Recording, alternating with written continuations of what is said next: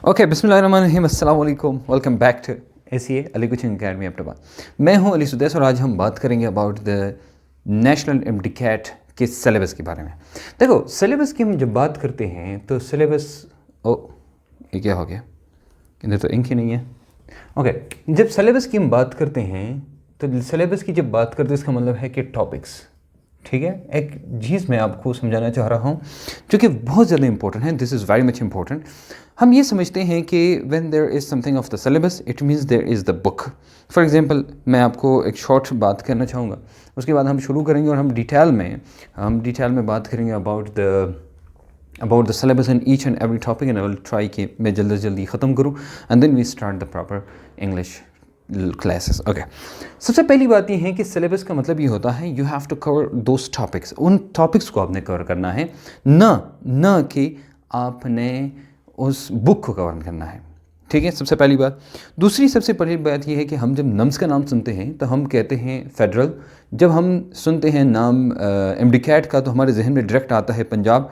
ऐसा बिल्कुल नहीं है, ऐसा हरगिज़ नहीं है। You have to keep in touch with your syllabus and whatever the source is, but you have to complete those topics। मतलब सोर्स कुछ भी हो, आपने सबसे पहले क्या कंप्लीट करना है, वो टॉपिक्स कंप्लीट करने हैं। तो सबसे पहली जो चीज़ें हम डिस्कस करेंगे कि आपके सिलेबस के अंदर क्या है। सबसे पहला पॉइंट ये है कि जो सिलेबस है इंग्लिश का सिलेबस, यानी इंग्लिश का जो पार्ट है नेशनल एमडीकैट के अंदर वो है 10% और MCQs उसके हैं 20 MCQs, उसके 20 MCQs हैं। इस दफ़ा बहुत ही क्लियर सिलेबस हैं and I like this syllabus कि बहुत ही क्लियर सिलेबस है।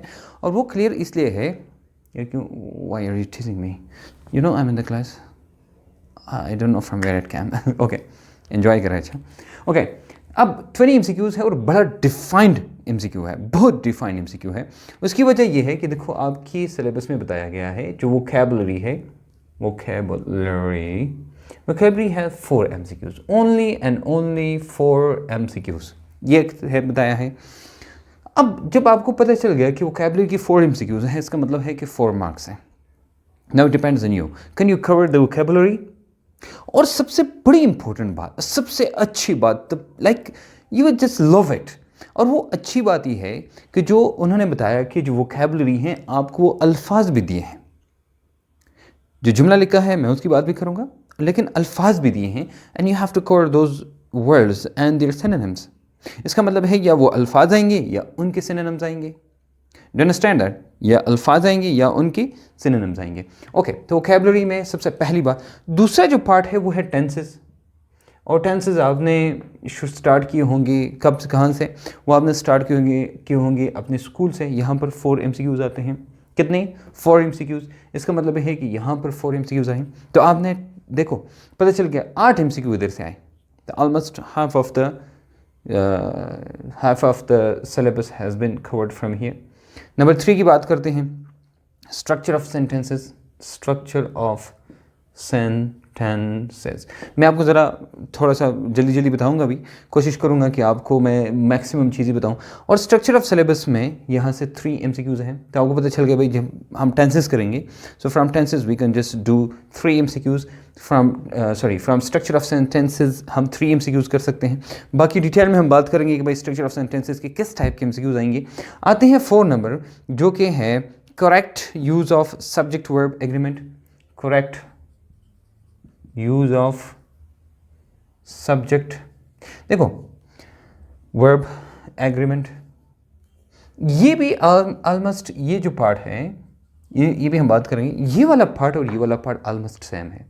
इसका मतलब है कि if you know the tenses, उस टेंस में कौन सा वर्ब इस्तेमाल होता है, कौन सा सब्जेक्ट इस्तेमाल होता है, कौन सा ऑब्जेक्ट इस्तेमाल होता है, वो सेंटेंस कैसा है, कैसे हम इन सेंटेंस को बना सकते हैं, इसका मतलब ये है कि दैट इज़ द पार्ट कि जहाँ से आप ये कर सकते हैं। और यहाँ से भी आपके 3 MCQs आते हैं। इसका मतलब ये है कि 3 and 3 6 MCQs ऑलमोस्ट। आप अगर सही टेंसेस यानी ग्रामर का जो पहला पार्ट है, if you learn that it means you can do it. इसका मतलब ये है कि क्या हो गया, मैं अक्सर कहता हूँ कि इट बिकेम हलवा हो गया, जैसे हलवा आप खाते हैं, so it became halwa. Okay, उसके बाद आते हैं करेक्ट यूज़ ऑफ, अच्छा ये तो हो गया correct use of subject verb agreement की बात है।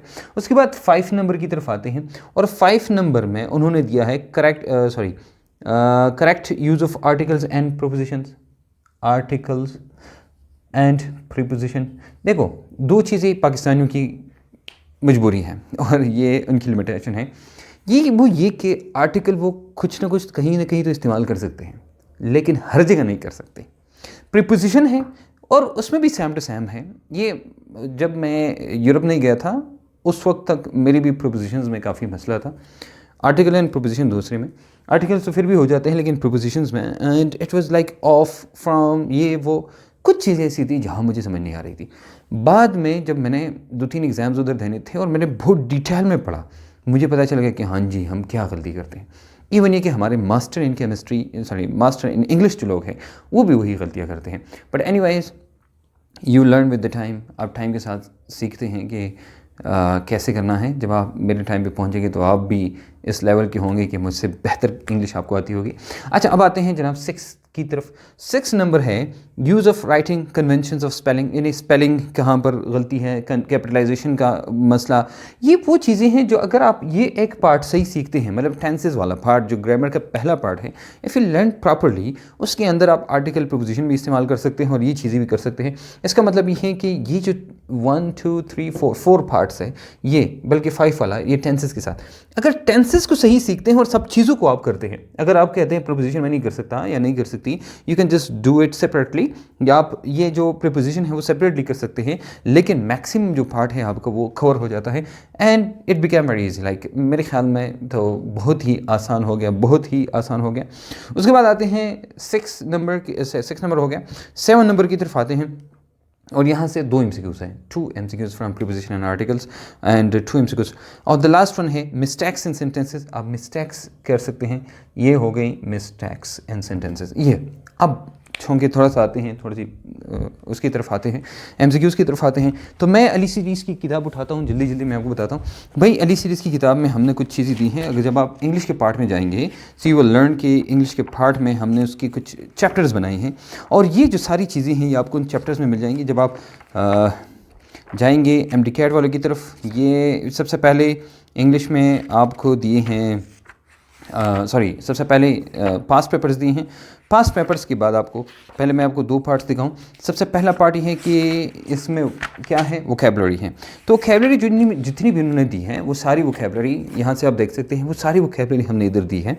एंड दिस वोकैबुलरी लेकिन you can see this is the word, this is it's meaning, like इसमें क्या क्या इस्तेमाल हुआ है। इसमें आपको सिनोनिम एंटोनिम दोनों मिलेंगे, यानी सिनोनिम्स आपको मिलेंगे, एंटोनिम्स भी आपको मिलेंगे। इसका मतलब ये है कि सिनोनिम से या एंटोनिम से कहीं से भी कोई MCQ आता है, you can do it from here. Okay, ये मैंने कहा 10-10 अगर हम करते हैं डेली 10 करेंगे, 10 से ज़्यादा नहीं करेंगे। इसका मतलब ये है कि हम इसको बहुत जल्दी कवर कर लेंगे and we can just do it very easily.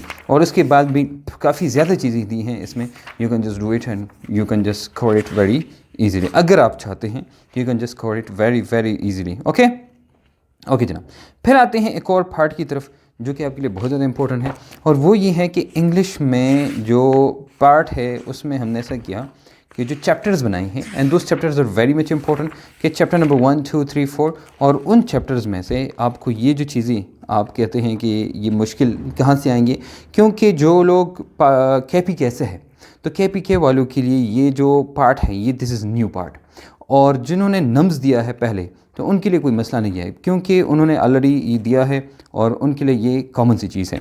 थोड़ा सा मैं आपको दिखाऊं, सेंटेंस कंप्लीशन वाला पार्ट है सबसे पहला पार्ट, आप इसको देखिए sentence completion.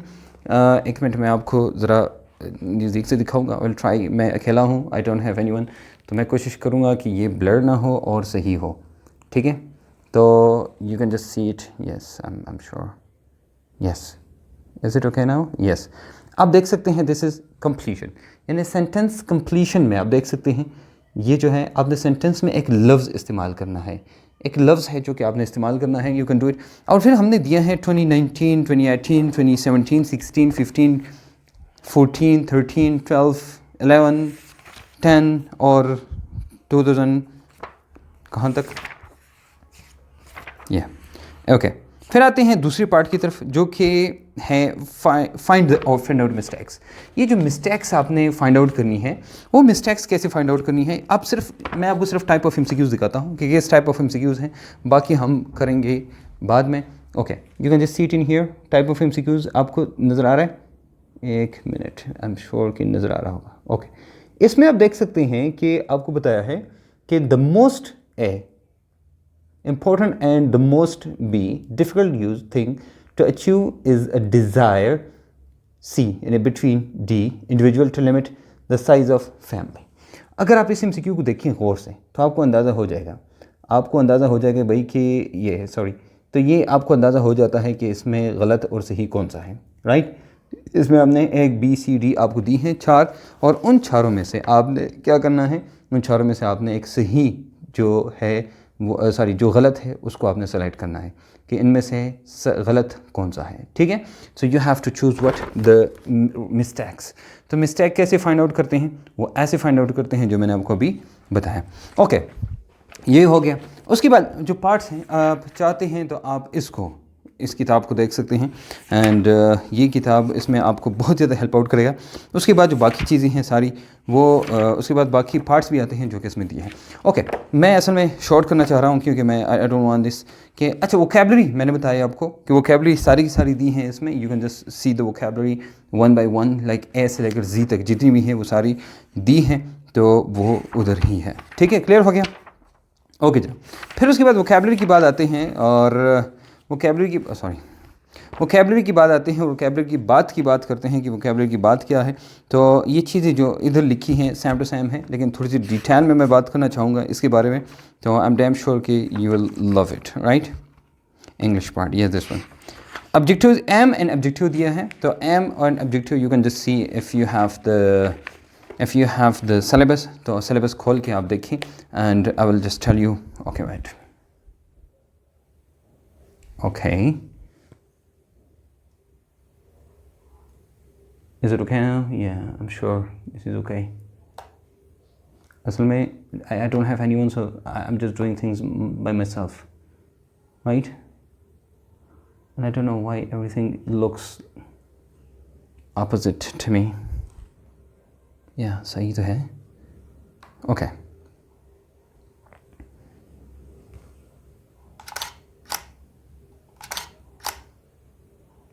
Sorry for this, by the way.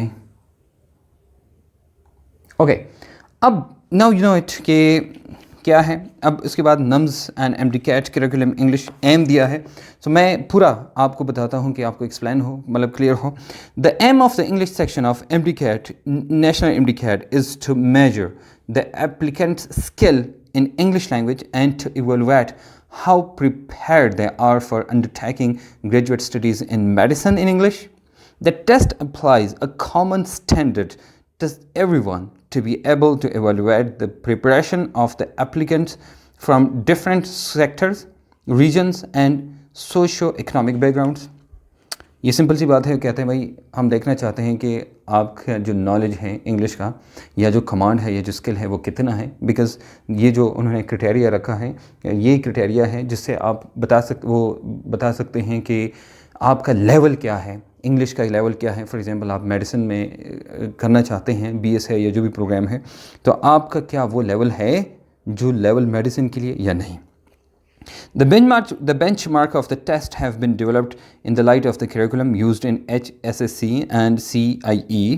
Since the students who take the MDCAT come from a wide range of educational context, the test comprises items that may be applied to a broad band of language competencies that are not exclusive to one particular type of curriculum.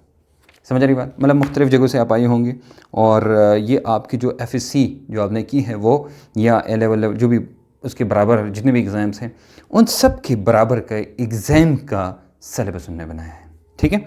Okay, फिर objectives हैं कि इसमें दो चीज़ें आती हैं, और learning outcomes, और ये चीज़ें तो यहाँ पर बच्चे कंफ्यूज होते हैं।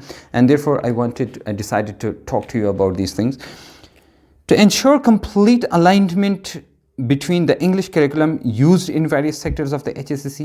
मतलब ये कि उनके ऑब्जेक्टिव क्या है कि अलाइनमेंट है जो आपने पढ़ी है क्या वो आपको सही आती है। To create a balance of items from different benchmarks of the English curriculum outline for MDCAT, to make sure that difficult and ambiguous items beyond the scope of the high school education are not included। मतलब कि high level की चीज़ें नहीं है, सिर्फ आपकी level की चीज़ें होंगी।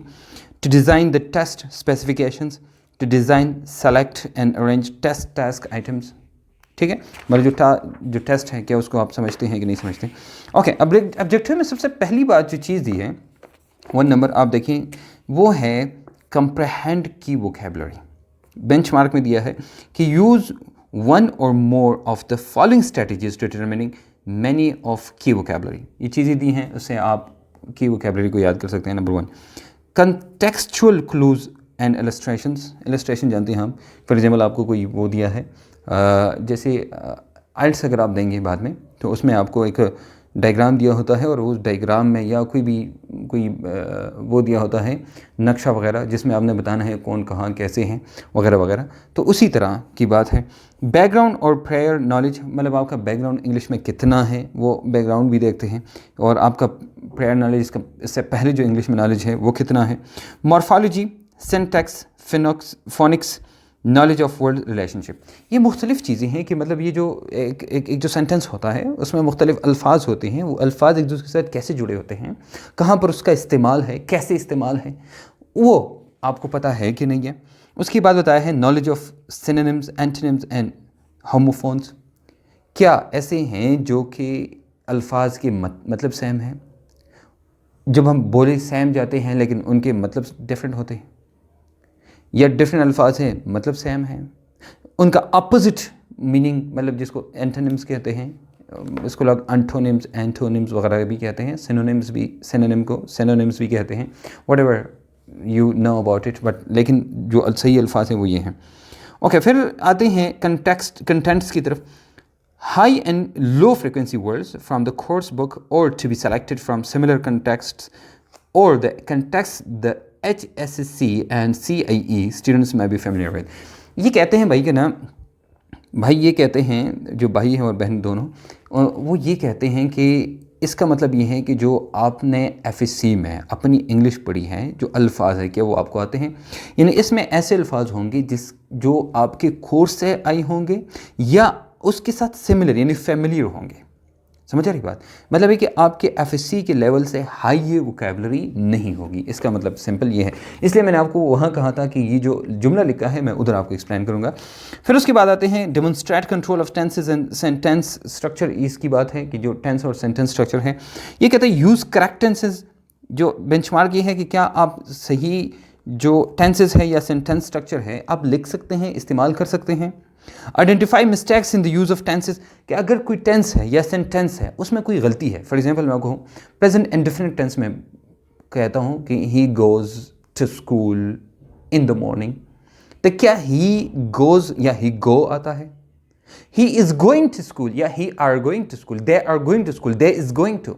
मतलब ये जो इस्तेमाल है, जहाँ गलती है वो कैसे है, आपने सिर्फ ये देखना है, ये बड़ा। फिर उसके बाद है उसे कंटेक्ट में आते हैं ऑल प्रेजेंट टेंसेस, जितनी भी प्रेजेंट टेंसेस है सारे, present indefinite continuous, perfect continuous, perfect and perfect continuous, ये 4 हो गई।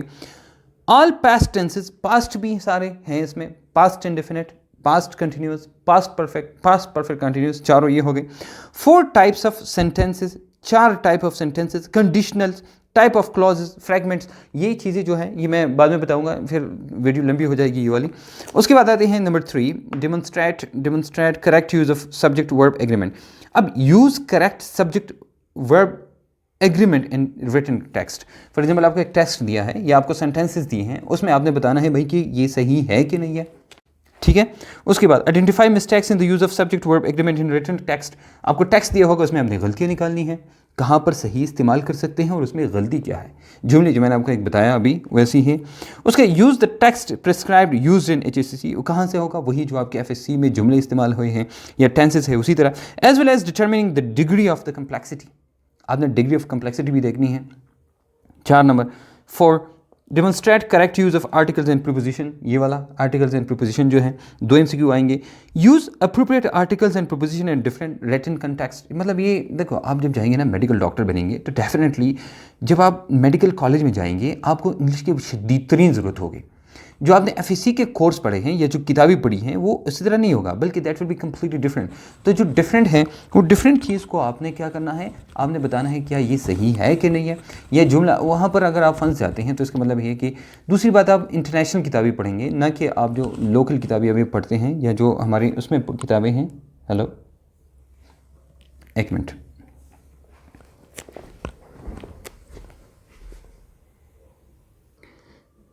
तो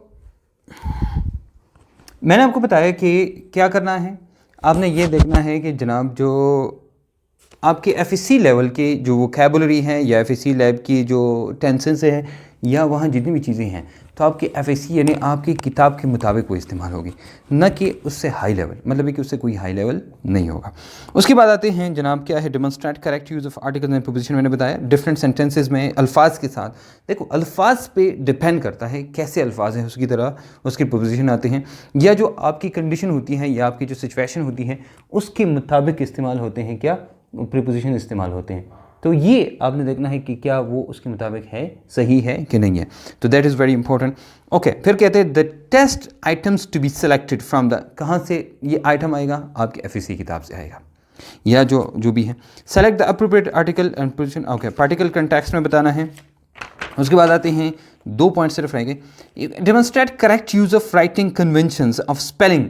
स्पेलिंग आपको आती है, क्या वो स्पेलिंग सही है, कैपिटलाइजेशन है क्या, कहाँ पर लफ्ज़ कैपिटल करना है, स्मॉल करना है, द के साथ कैपिटल कर आता है, या जो इंपॉर्टेंट चीज़ होती है जिसको कहते हैं इंपॉर्टेंट चीज़ यानी प्रॉपर नाउन जिसे कहते हैं, उसके साथ कैपिटल आता है।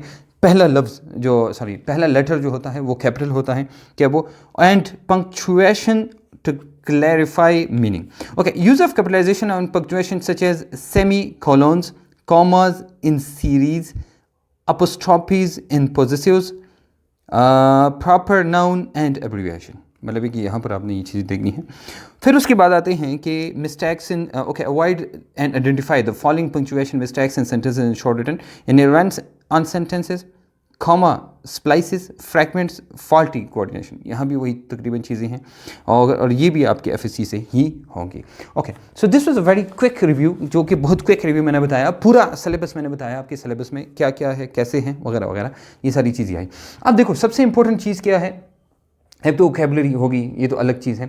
यहाँ देखिए ये वाली सारी चीज़ें तकरीबन इंटरमिक्स है एक दूसरे के साथ। आप देखेंगे इसका मतलब है कि अगर आप सेंटेंस सही सीखते हैं, मैं जल्दी जल्दी इसलिए बोल रहा हूँ क्योंकि I want to finish it in quicker and sooner, कि अगर आपको टेंसेस सही आते हैं, तो जब टेंसेस सही आएंगे आपको पता होगा कौन सा वर्ब इस्तेमाल करना है, कौन सा एडवर्ब इस्तेमाल करना है, कौन सा एडजेक्टिव इस्तेमाल करना है, कौन सा आर्टिकल इस्तेमाल करना है, कौन सा प्रीपोजिशन इस्तेमाल करना है, क्या इस्तेमाल करना है। अब उस जुमले में गलती क्या है तो वो भी आप से ही बता सकते हैं। उस जुमले में कहाँ पर हमने सही अल्फाज, लफ्ज़ या वर्ब या वो इस्तेमाल करना है, वो भी आप टेंसेस से ही बता सकते हैं।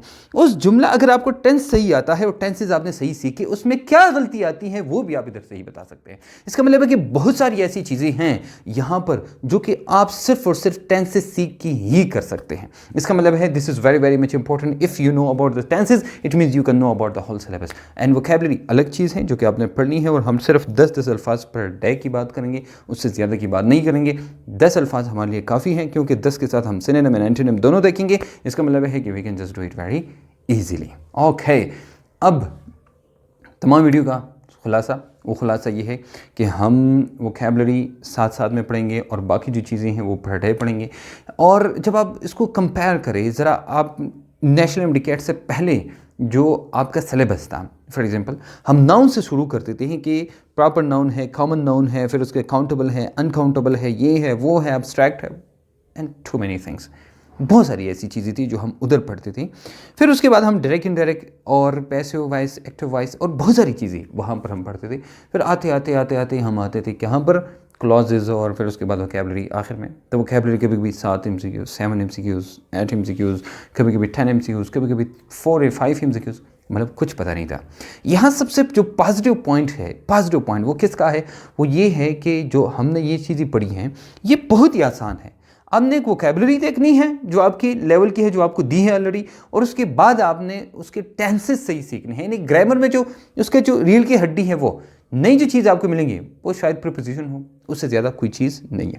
तो इसलिए हम बात करेंगे about all the paper MCQs of the from the nums, और हम MDCAT की भी थोड़ी सी बात करेंगे, और आपके अगर ईठा या बाकी जो एग्ज़ाम्स हैं उनके थोड़े से MCQs उठाएंगे जो कि रिलेटेड होंगे, ना कि जो रिलेटेड नहीं होंगे। इंशाल्लाह मिलेंगे एक नई वीडियो के साथ। इजाज़त दीजिए उस वक्त तक, अल्लाह हाफिज़।